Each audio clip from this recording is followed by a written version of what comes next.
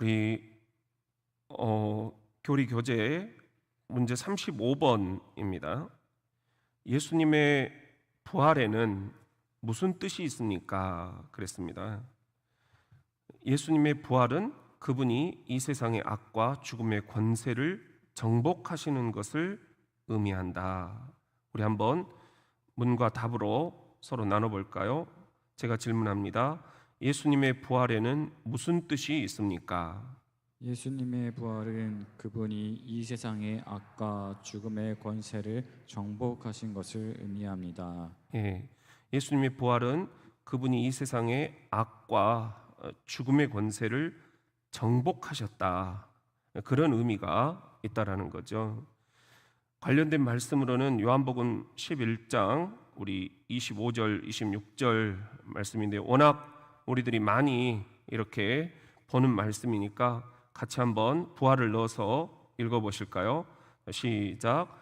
예수께서 이르시되 나는 부활이요 생명이니 나를 믿는 자는 죽어도 살겠고 무릇 살아서 나를 믿는 자는 영원히 죽지 아니하리니 이것을 내가 믿느냐. 여기서 이제 중요한 것은 예수님이 이것을 네가 믿느냐 물으셨다는 거예요. 그래서 부활에 관한 것은 우리가 믿음의 문제다. 네가 이것을 믿느냐? 예수님이 이렇게 질문하셨다는 것, 믿음의 문제다. 한번 따라해 봅시다. 부활은 믿음의 문제다. 왜 이런 말씀을 미리 드리냐면요.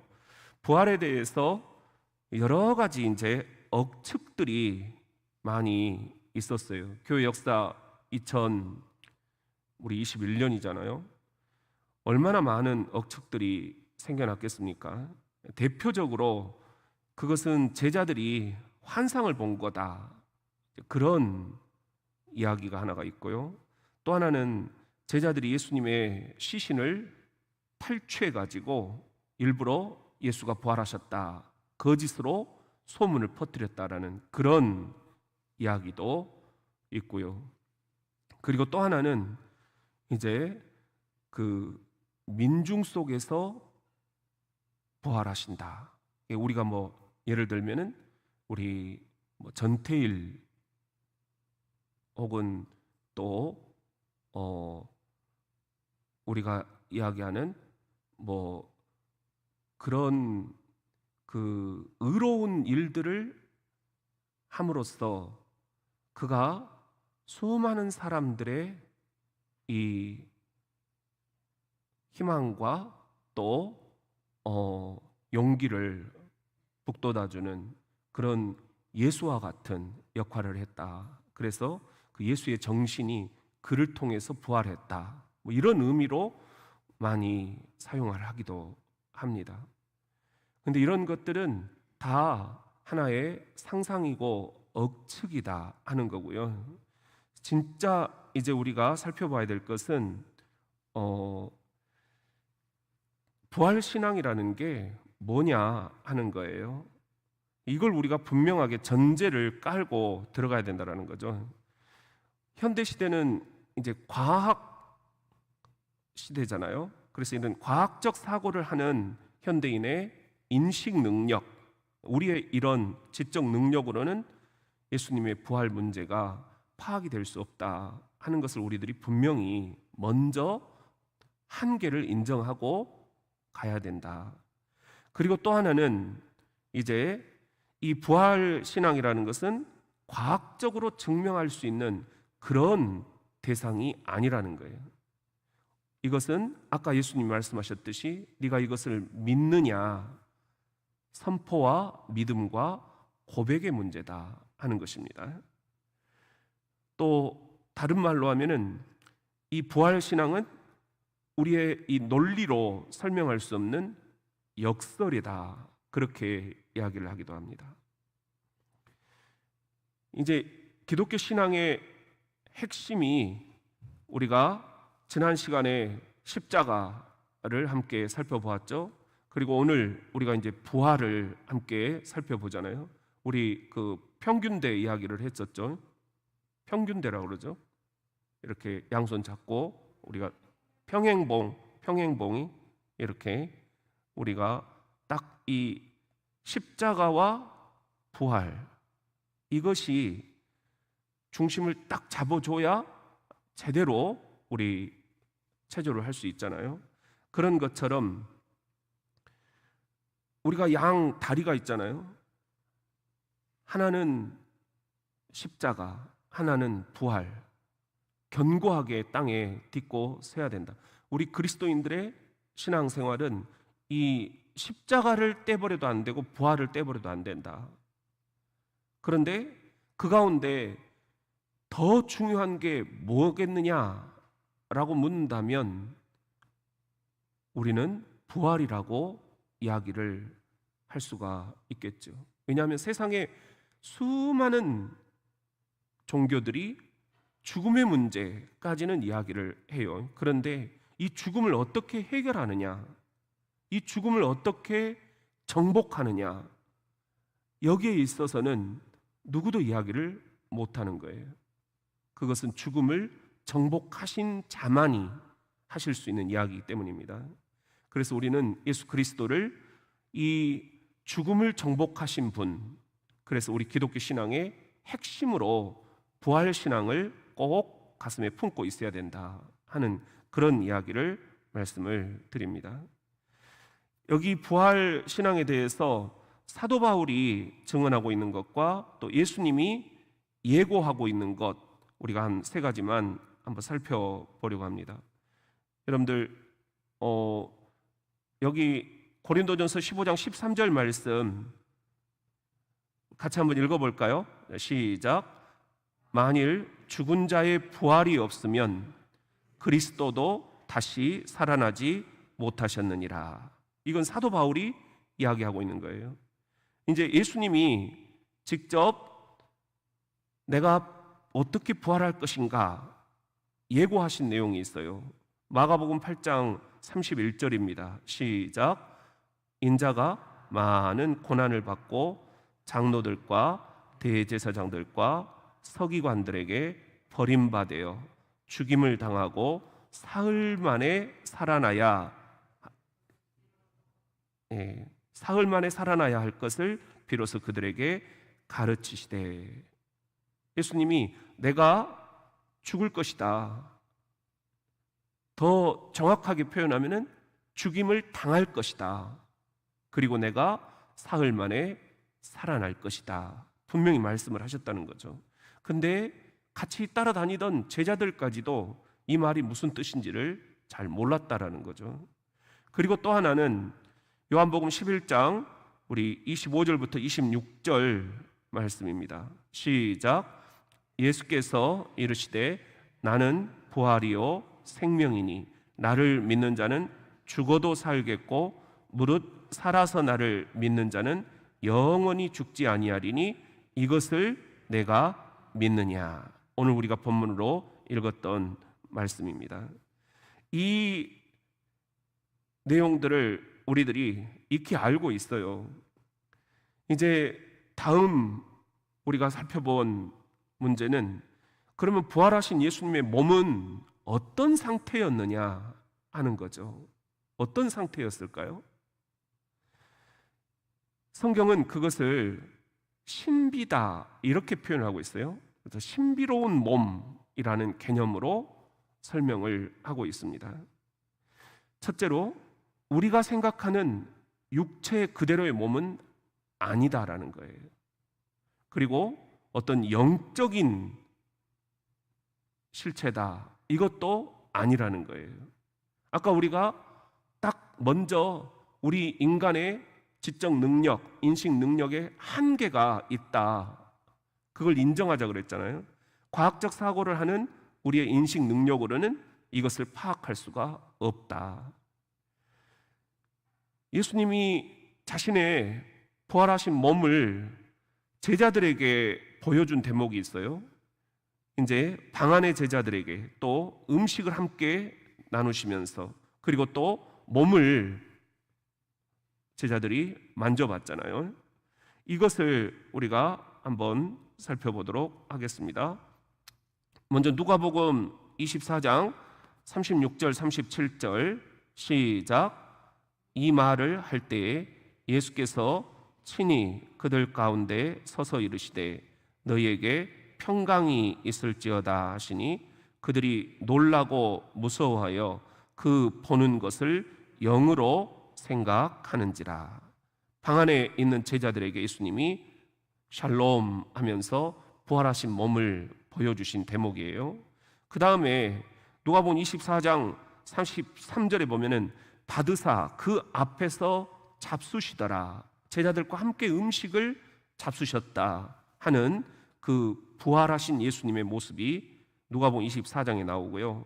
요한복음 20장 24절부터 보면은 12제자 중에 하나로서 디두모라 불리는 도마는 예수께서 오셨을 때 함께 있지 아니한지라. 우리가 금요일 밤에 살펴본 내용이죠.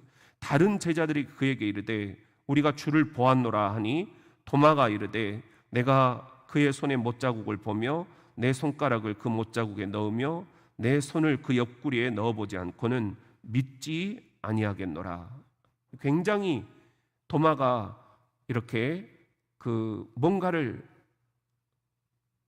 체크를 해봐야 내가 믿겠다 하는 그런 지금 주의였어요. 여드레를 지나서 제자들이 다시 집안에 있을 때 도마도 이제 함께 있어요. 이번에는 문들이 닫혔는데 예수께서 오사 서서 이르시되 너희에게 평강이 있을지어다. 샬롬 인사를 하신 거죠. 그리고는 도마에게 이르시되 그러면 네 말대로 네 손가락을 이리 내밀어 내 손을 보고 못 박힌 이 손에 상처를 보라. 내 옆구리에 손을 넣어보라. 그래서 창에 찔린 자국을 네가 한번 확인해 봐라. 그리하여 믿음 없는 자가 되지 말고 믿는 자가 되라. 부활은 증명의 대상이 아니라 믿음의 대상이다. 예수님이 다시 한번 말씀하셨어요. 너희가 이것을 믿느냐? 믿음 없는 자가 되지 말고 믿는 자가 되라. 믿음의 문제다 하는 거죠. 도마가 대답하여 이르되 나의 주님이시요 나의 하나님이시이다. 예수께서 이르시되 너는 나를 본고로 믿느냐? 보지 못하고 믿는 자들은 복되도다 하시니라. 이 말씀을 우리들이 여기서 한번 살펴볼 수 있습니다. 성경에 또 그렇다면 우리 그리스도인들은 앞으로 어떻게 될 것이냐? 예수님이 부활하셨듯이 우리도 예수님처럼 부활하게 될 것이다. 그게 기록되어 있는 말씀이 이제 고린도전서 15장 44절 신령한 몸으로 우리가 부활할 것이다 그랬고요. 또 고린도전서 15장 52절에 보면은 썩지 아니할 몸으로 우리들이 다시 부활하게 될 것이다. 우리 그것을 부활에 관련된 기사는 성경에서 여러분들이 눈으로 직접 확인해 보는 것이 가장 좋습니다. 자, 15장 44절 시작. 육의 몸으로 심고 신령한 몸으로 다시 살아나나니 육의 몸이 있은즉 또 영의 몸도 있느니라. 사도 바울이 우리 그리스도인들도 예수님처럼 신령한 몸으로 다시 살아나게 될 것이다. 이 신령한 몸, 신비로운 몸이에요. 우리가 이것을 그냥 그러면은 살이 붙어 있느냐, 뼈가 붙어 있느냐, 또 우리가 교통사고를 당했는데 그러면은 우리의 몰골은 다 어떻게 될 거냐, 이런 것들은 너무 인간적인 생각이라는 거죠. 이런 우리 인간의 인식의 한계를 뛰어넘는 예수님의 부활의 이 신비를 우리들이 이 시간에 겸허히 받아들이고 믿음으로 고백하는, 그리고 우리들이 담대히 선포하는 이런 우리 그리스도인들의 신앙생활이 되어야 된다. 이것을 우리 기독교 교리 교육에서 계속 강조를 하고 있어요. 그런데 우리가 이것을 자꾸 놓치다 보면 이제 이상한 방향으로 흘러가 버리는 거예요. 자꾸만 이단과 비슷한 소리들을 하게 되는 거죠. 부활이 있니 없니, 또 부활이 이런 모습이니 저런 모습이니, 이런 것은 너무 무의미한 우리 인간의 저급한 논란거리다 하는 것입니다. 자, 그렇다면 썩지 아니할 몸으로 부활하겠다 하는 거, 이거 52절부터 시작. 나팔 소리가 나매 죽은 자들이 썩지 아니할 것으로 다시 살아나고 우리도 변화되리라. 이 썩을 것이 반드시 썩지 아니할 것을 입겠고 이 죽을 것이 죽지 아니함을 입으리로다. 이 썩을 것이 썩지 아니함을 입고 이 죽을 것이 죽지 아니함을 입을 때에는 사망을 삼키고 이기리라고 기록된 말씀이 이루어지리라. 예, 썩지 않을 몸.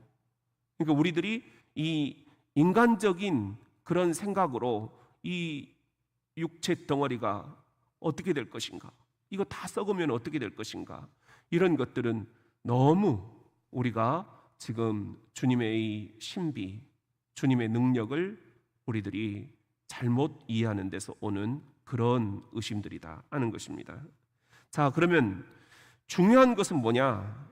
우리가 그리스도의 부활의 교리를 공부하면서 가장 중요하게 건져야 될 것은 그리스도의 부활 여부를 과학적으로 논리적으로 입증하겠다, 이런 부분이 우리들의 주 관심사가 돼서는 안 된다라는 것입니다.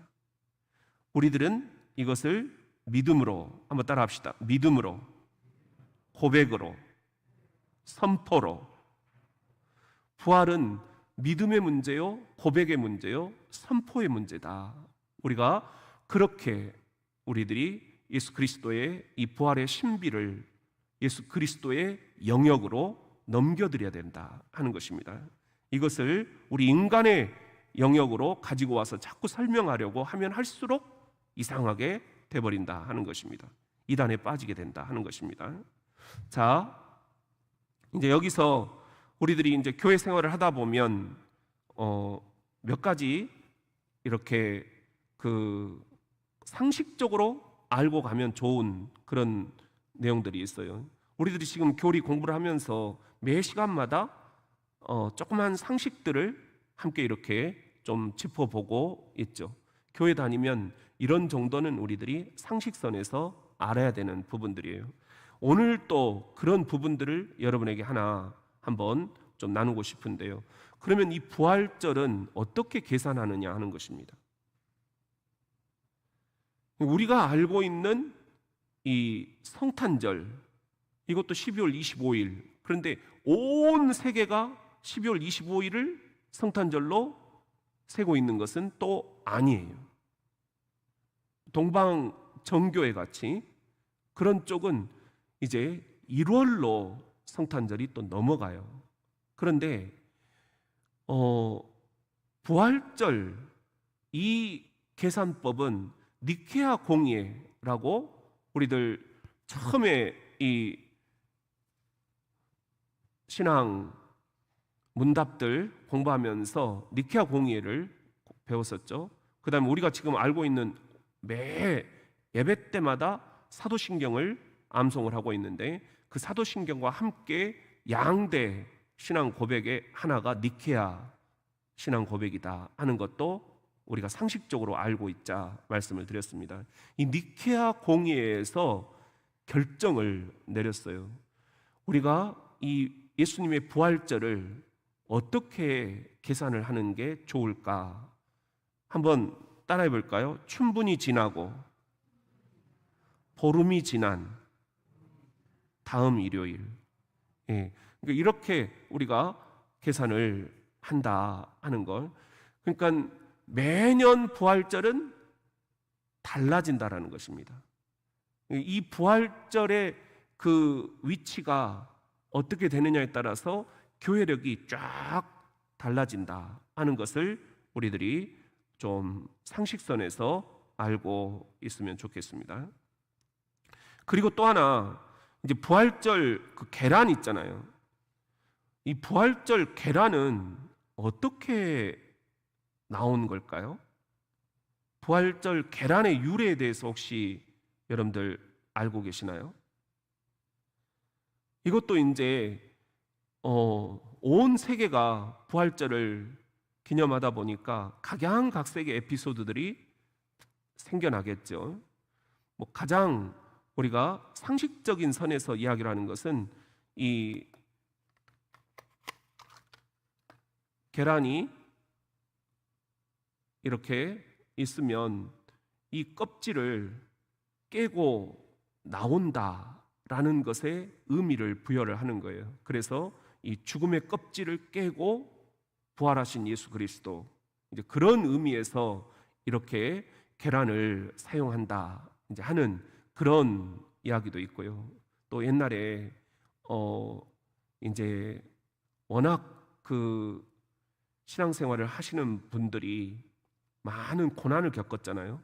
그러다 보니까 그 기도 생활하고 또 독거하고 그리고 또 수도하고 그리고 또 고난 중에서 못 먹고 이제 이런 분들이 이 부활절이 되면 계란 하나씩이라도 함께 나눠 먹었다 하는 이제 그런 이야기도 있고요.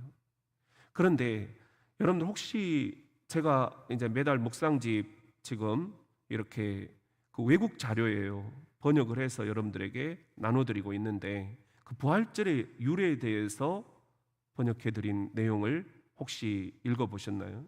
그 로자린드라는 그런 여인에 관한 이야기예요. 남편이 십자군 전쟁 때 이제 예루살렘 쪽으로 전쟁터에 나간 거예요. 그런데 감감무소식입니다. 그 틈을 타서 마을에 있는 불안당들이 이 여인의 집을 차지해 버립니다.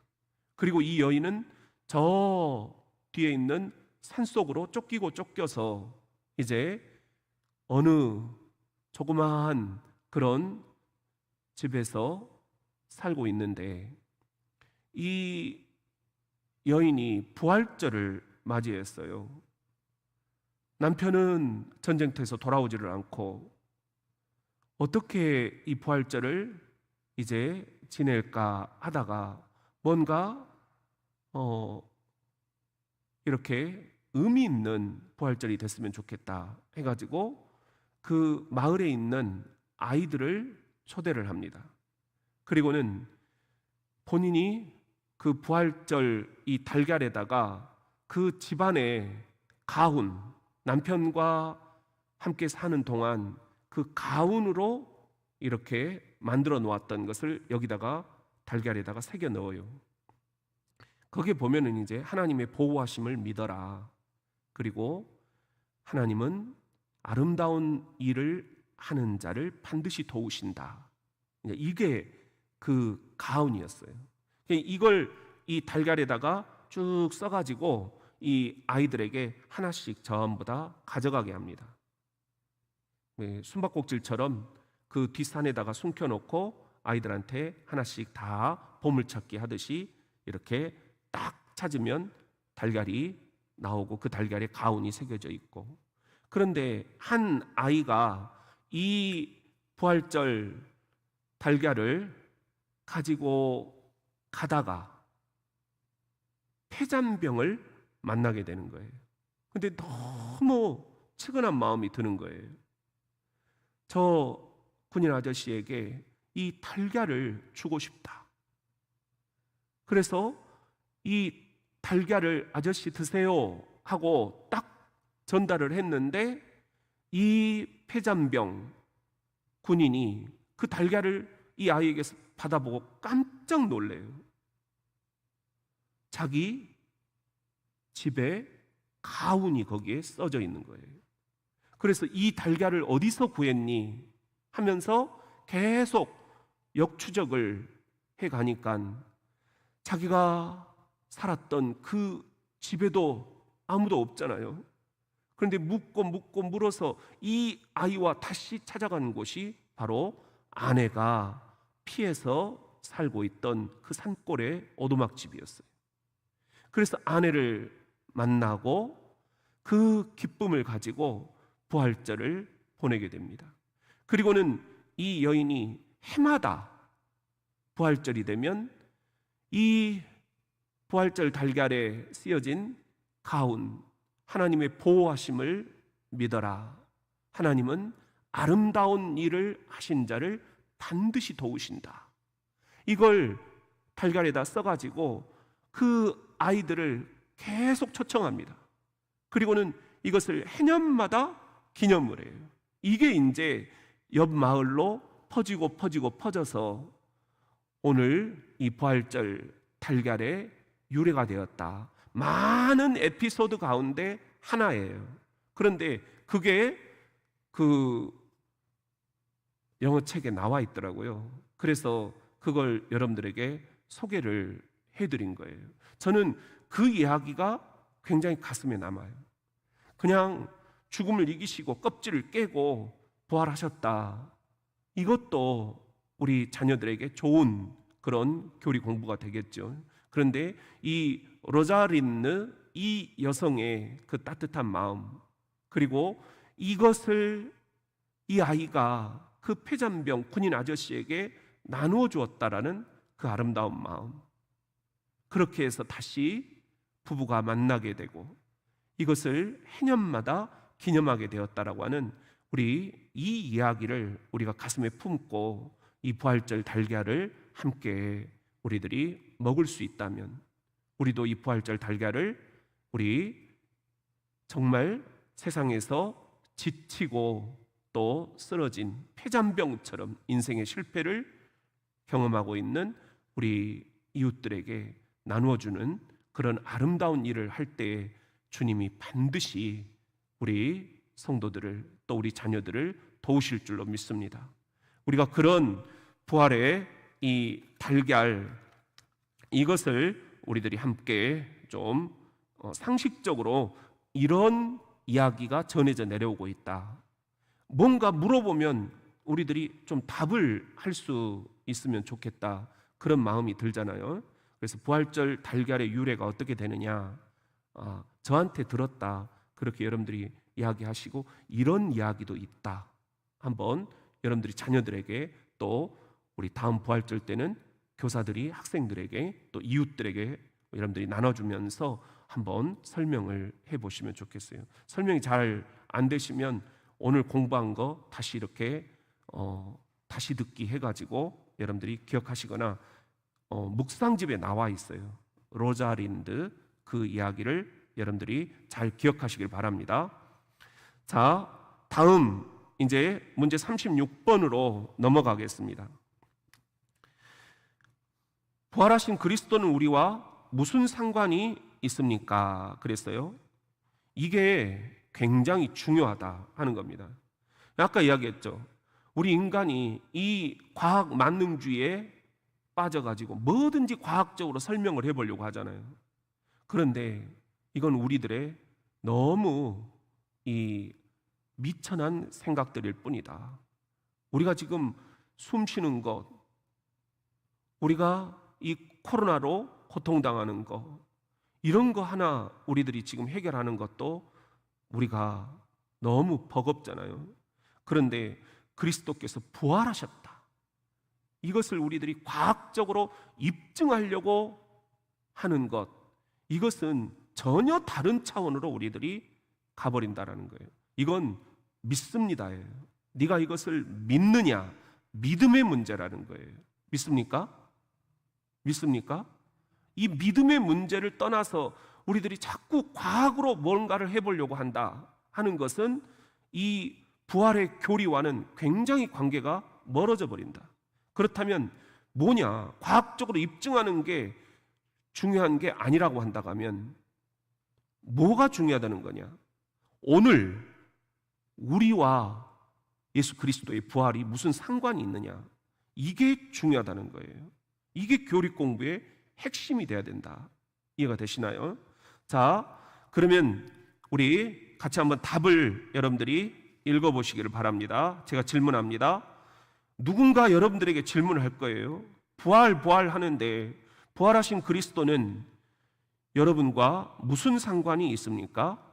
부활하신 그리스도는 우리를 의롭게 하고 모든 고난을 이기게 하며 영원한 생명을 얻게 하십니다. 네, 부활하신 그리스도는 우리를 의롭게 하고 모든 고난을 이기게 하며 영원한 생명을 얻게 하신다. 이 세 가지예요.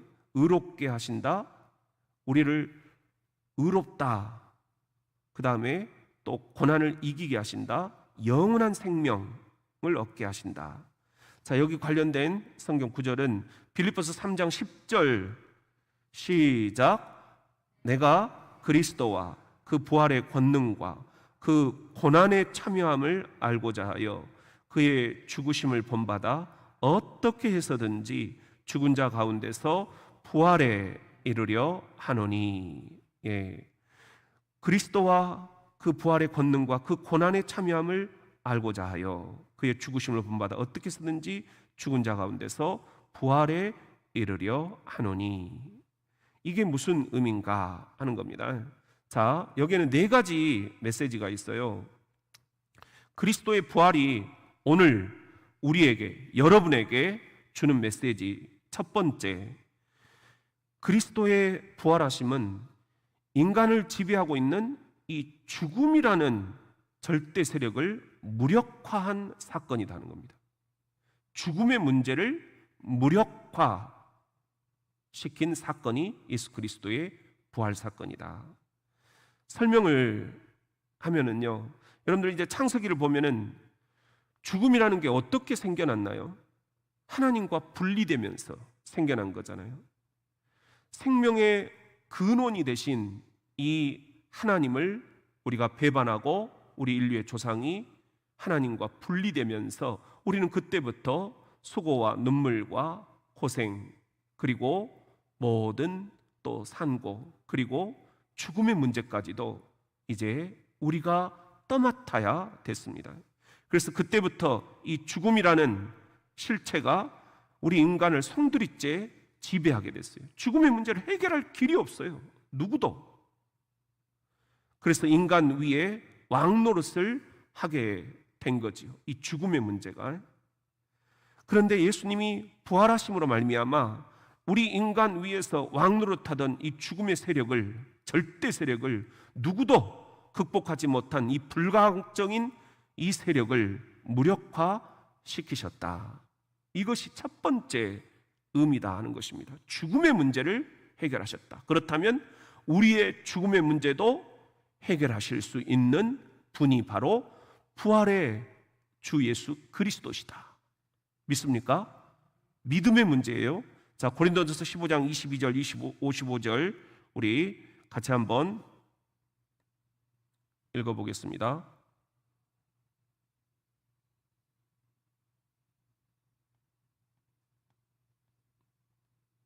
예, 보이시나요? 예, 시작. 아담 안에서 모든 사람이 죽은 것 같이 그리스도 안에서 모든 사람이 삶을 얻으리라. 아담은 우리 인류의 조상이에요. 죽었어요. 죽음의 문제를 그 이후로 누구도 해결을 못했어요. 그런데 둘째 아담, 이렇게 성경은 표현을 하죠. 바로 예수 그리스도. 이분이 이 땅에 오셔서 십자가에 죽임을 당하시고 3일 만에 살아나심으로 이제 그리스도 안에서 모든 사람이 삶을 얻게 됐다. 이거예요. 죽음의 문제가 해결돼 버렸어요. 누구를 통해서? 예수 그리스도의 부활하심을 통해서요. 이것을 믿습니까? 이 믿음을 고백하고 선포하는 것, 이것이 부활의 교리지, 과학적으로 어떻게 설명을 해보겠다, 이건 전혀 별개의 문제다 하는 것입니다. 다음 우리 고린도전서 15장 55절 말씀. 그래서 사도 바울이 이렇게 얘기를 하죠. 도전장을 냅니다. 죽음에게. 시작. 사망아 너의 승리가 어디 있느냐? 사망아 네가 쏘는 것이 어디 있느냐? 너 이제 죽었다 이거예요. 너는 아무것도 아니야. 네 가진 게. 사망에 대해서, 죽음에 대해서 우리는 이제 완전히 극복이 되었다. 예수 그리스도가 그 죽음을 이겨내셨기 때문에. 자, 그 다음에 그러면 예수 그리스도의 부활이 오늘 우리에게 뭔 상관이 있느냐? 두 번째 의미는 이 세상을 지배하고 있는 불의한 악의 세력을 무력화시키셨다 하는 것입니다. 이 세상이 다 선한 사람들만 사는 게 아니잖아요. 악한 세력들이 있어요. 그건 예수님 당시에도 마찬가지였어요. 불의한 악의 세력들이 예수님을 죽이려고 협잡하고 공모를 했죠. 바리새인들과 사두개파, 또 유대인, 그리고 또 로마, 그들이 예수를 십자가에 죽이죠. 그리고 무덤에 봉인을 해버리죠. 그런데 그들은 그렇게 생각을 했을 거예요. 우리가 이제 이겼다, 승리의 쾌재를 불렀을 거예요. 그리고 예수님이 무덤에 계시는 그 이틀 동안 사탄은 승리의 찬가를 불렀을 것입니다. 그런데 이런 불의한 세력들을 예수님이 사흘 만에 부활하심으로 무력화시키셔버렸다. 이것이 부활 사건이라는 거예요. 겉으로는 지금도 이 세상을 악이 지배하는 것처럼 그렇게 우리가 느껴지지만 궁극적인 승리는 이 악의 세력을 짓밟으시고 이겨내신 그리스도에게 있다. 그렇다면 오늘 우리도 이 세상에서 여러 가지 고난들을 봅니다. 악한 것들을 봅니다. 억울한 것도 봅니다. 그렇지만 그것은 세상에서 그렇게 보이는 것뿐이요, 진정 궁극적인 승리자는 이 악을 짓누르시고 이겨내신 부활의 주 예수 그리스도께 있다. 우리가 이분을 믿을진데 우리는 악의 세력을 정복할 수 있다. 믿으십니까? 이것이 믿음의 문제다 하는 것입니다. 그 다음에 세 번째, 예수 그리스도의 부활이 오늘 2021년을 사는 우리에게 뭔 상관이 있느냐? 예수 그리스도의 부활은 우리 인간 육체의 죽음 저 너머 세계까지도 하나님의 통치 여경임을 선포한 사건이다 하는 것입니다. 뭔 말이냐면 우리가 하나님 나라에 대해서 공부를 했잖아요. 하나님 나라는 뭐라고 그랬죠? 예수 그리스도께서 이 땅에 오셔서 하나님의 나라가 가까이 왔다. already, 이미 이제 예수 그리스도를 통해서 하나님의 나라가 시작됐죠. 그런데 not yet, 아직 하나님의 나라가 완성된 것은 아니다. 예수가 다시 오실 때, 재림나팔 부시고 다시 오실 때 그 나라는 완성될 것이다. 우리는 그 하나님 나라에 already, 예수가 시작한 그 출발과 아직 완성되지 않은 not yet, 이 사이에 있는 길 가는 나그네들이다. 나그네 인생들이라는 거예요. 우리는 나그네로서 하나님 나라의 그 도구 역할을 하고 있는 것이다. 그런데 예수 그리스도의 부활은 하나님의 나라가 이 땅에서 시작이 됐지만 죽음 저 너머 세계까지도 확장되고 있다라는 것을 의미한다 하는 것입니다. 그리고 우리가 사는 이 세상적인 시간, 크로노스라고 그랬죠. 연대기적인 이 순서에 따른 이 시간뿐만 아니라 영원한 시간, 예수 그리스도가 궁극적으로 결정적으로 개입해 들어오시는 이 영원한 시간까지도 통치를 하신다 하는 거예요.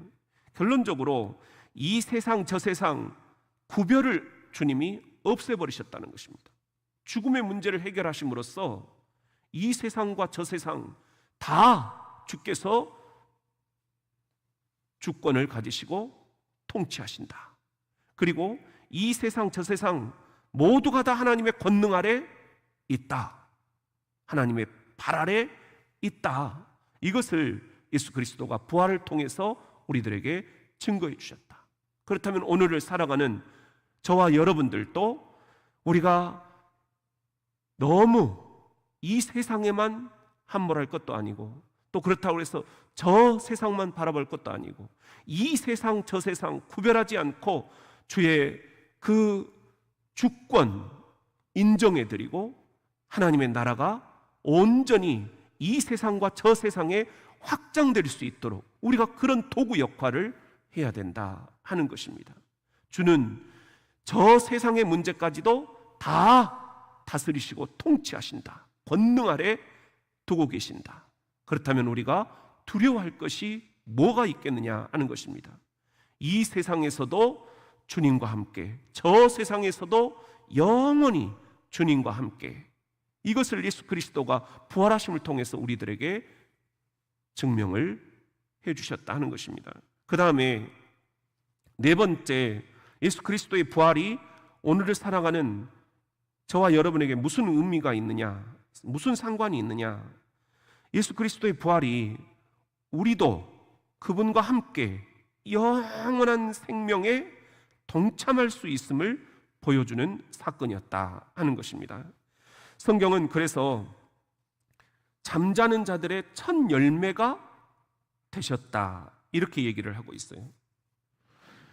우리가 고린도전서 15장 20절 말씀 같이 한번 읽어볼까요? 자, 시작.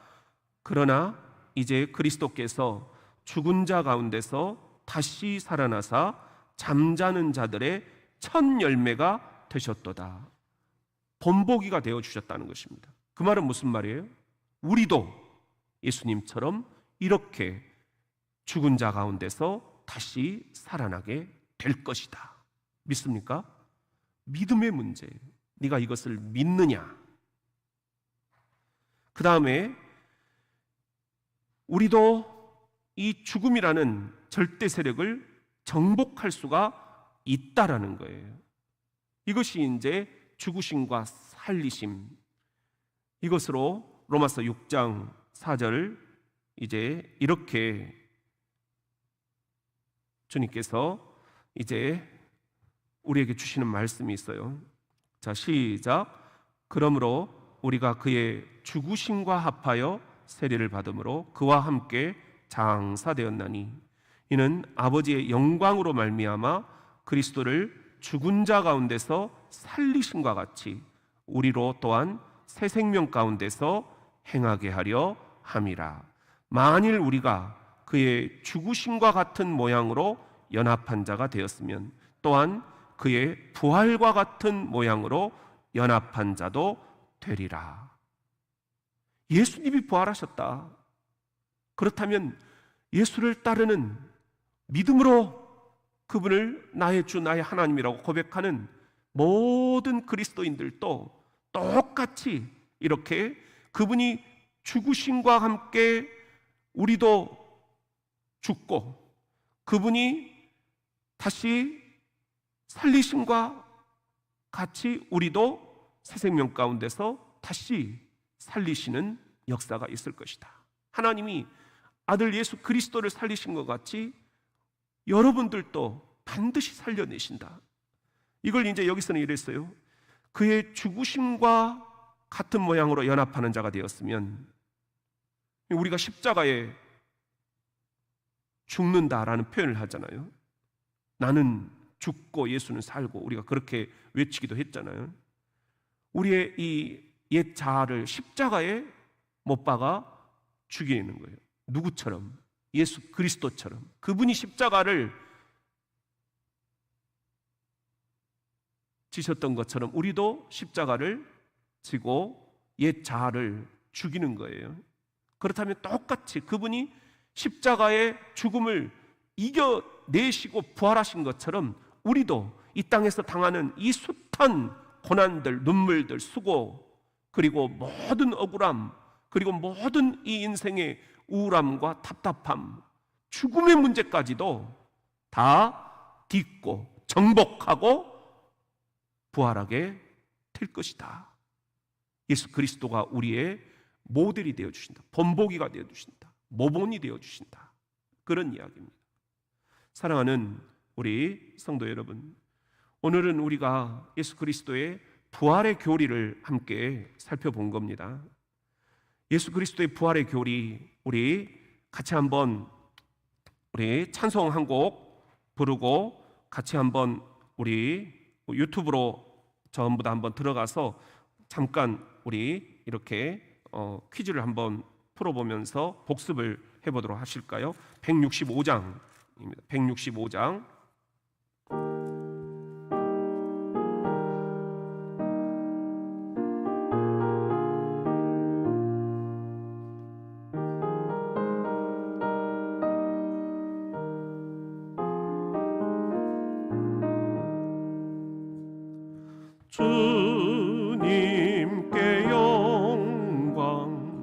다시 사신 주 사망 권세 모두 이기시었네.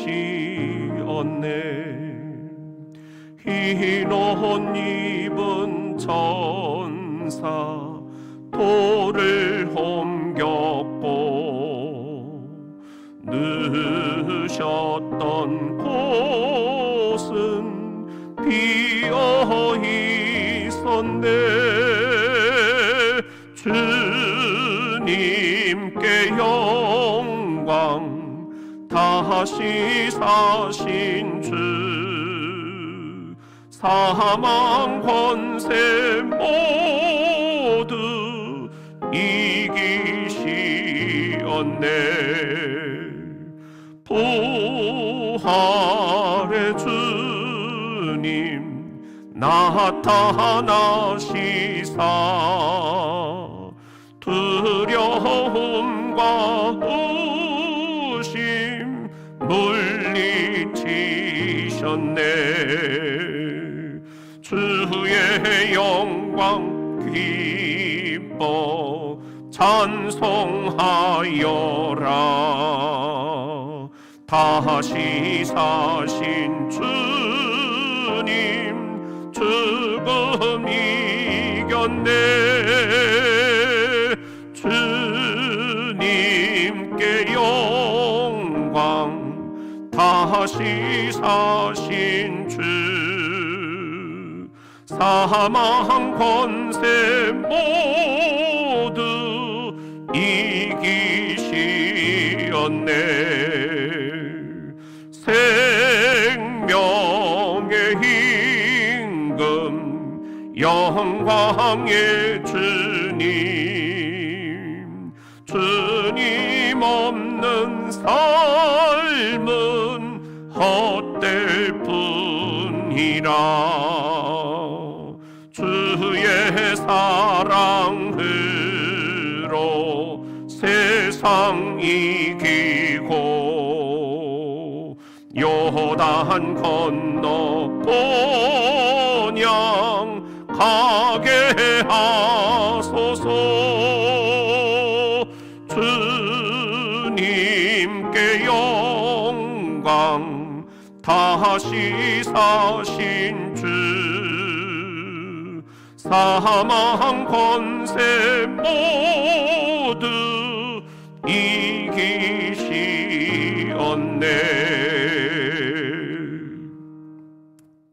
우리 한번 복습을 해봅시다. 여러분들이 한번 유튜브에 실시간으로 답을 한번 올려주시면 좋겠습니다. 자, 예수 그리스도의 부활에 대해서 우리가 이런 이야기를 했습니다. 예수 그리스도의 이 부활 신앙은 과학적인 증명의 대상이 아니라 무엇과 무엇의 대상이다? 세 가지를 한번 여러분들 답을 해보십시오. 과학적으로 증명하려고 하는 것이 돼서는 안 된다. 이것을 네가 믿느냐? 예수님이 말씀하신 것처럼 무엇과 무엇의 대상이다. 여러분들 한번 답을 해보시기 바랍니다. 네, 믿음과 고백과 선포 좋습니다. 여러분들 여기 그 답을 다신 분들은 그 우리 교회 행복 플러스 클리넥스를 한 통씩 좀 드릴 수 있도록 그렇게 하겠습니다. 여기 이름들 다 확인해서요 드리도록 하겠습니다. 주일날 와서 가져가시길 바랍니다. 우리 자 클리넥스 좋습니다. 자, 다음 두 번째 우리 한번 복습을 해봅시다. 우리 그리스도의 부활하신 몸, 이것은 무슨 몸이다 그랬죠? 예, 이것은 우리 과학적 사고로는 현대인의 인식 능력으로는 파악할 수가 없다. 왜냐? 그리스도의 몸은 무슨 몸이다? 예, 신비로운 몸, 신령한 몸, 네, 다 좋습니다. 예. 자, 클리넥스 2개씩 받아가십니다. 자, 좋습니다. 예. 좀 늦게 답을 다신 분들도 다 클리넥스 집으로 가져가셔서 여러분들 쌓아서 사용하시기를 바랍니다. 홍보 많이 해주시고요. 전도도 클리넥스로 많이 해주시기를 바랍니다. 다음 세 번째 질문을 드립니다. 상식적으로 부활절 날짜를 어떻게 계산을 하는 걸까요? 부활절 날짜 계산법 세 가지를 아시면 된다 그랬죠? 부활절 날짜 계산법 써보시면 훨씬 더 여러분들이 기억하기가 쉽기 때문에 한번 써보십시오. 네, 임숙희 춘분 지나고 보름 지난 다음 일요일. 네, 맞습니다. 세 가지만 딱 나오면 됩니다. 예, 이경아, 이기혁, 김주은, 이정자. 네, 예, 유튜브로 조금 늦게 들어오신 분들도 다 드릴 수 있도록 하겠습니다. 자, 그러면 다음 문제 드리겠습니다. 부활하신 그리스도는 나와 무슨 상관이 있나요? 그랬습니다. 지금 여기 보면은 우리 1번 뭐라고 그랬죠? 예, 무엇을 무력화시켰다? 죽음을 무력화시켰다 그랬죠. 예. 그 다음에 그러면 한번 2번은 뭐죠? 뭘 무력화시켰습니까? 불의한 악의 세력이 한번 써보시기 바랍니다. 죽음, 악의 세력. 그 다음에 세 번째, 예수 그리스도의 부활은 나와 무슨 상관이 있습니까? 죽음 저 너머 세계까지도 하나님이 다스리신다. 하나님의 통치 영역이 죽음 저 너머 세계까지도 확장됐다 하는 거예요. 그걸 여러분의 말로 한번 설명을 써보시기 바랍니다. 자, 그 다음에 네 번째, 그리스도의 부활은 나와 무슨 상관이 있습니까? 우리도 그분과 함께 무엇에 동참할 수 있다? 영원한 생명에 동참할 수 있다. 네, 지금 답들을 계속 써주고 계십니다. 여러분들, 우리 늦게라도 답을 올리신 분들은 다 클리넥스를 드렸으면 좋겠다, 그런 의견들이 있어서 오늘 클리넥스 이야기를 지금 드리는 거예요. 여러분들 전도용으로 만들었으니까 가져가셔서 우리 많이 사용하시고 또 전도도 하시고 그러시기를 바랍니다. 나눠드리고요. 네, 좋습니다. 이제 우리 함께 기도드리겠습니다.